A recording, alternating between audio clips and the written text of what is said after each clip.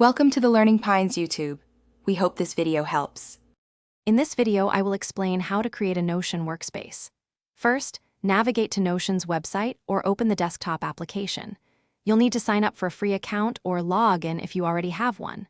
Once inside, you can choose to start with a blank page or select from a variety of templates. Give your new workspace a clear, descriptive name so you can easily identify its purpose later on. This initial setup is quick and gets you ready to organize. Now, let's make your workspace truly yours. You can personalize it by adding custom icons and cover images to your pages, giving each a unique visual identity. Think about how you want to structure your information. You can create a clear hierarchy by nesting pages within others. This makes navigation intuitive. Don't forget to adjust page layouts and properties, like adding tags or dates, to perfectly match how you plan to use each section. With your workspace customized, it's time to add content.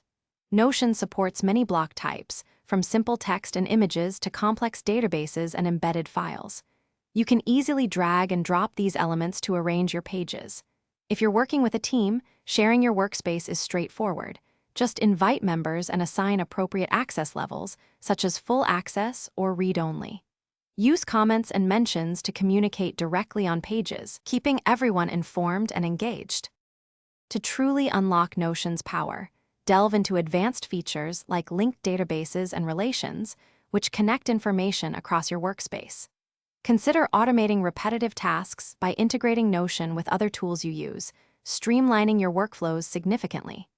These integrations can save you a lot of time and effort. And speaking of organization, if you're looking to streamline your meal prep, check out the leak-proof containers linked in the description, along with other great deals. Experiment with different layouts and templates to find what works best for your unique needs. Thanks for watching. Consider subscribing if we helped you.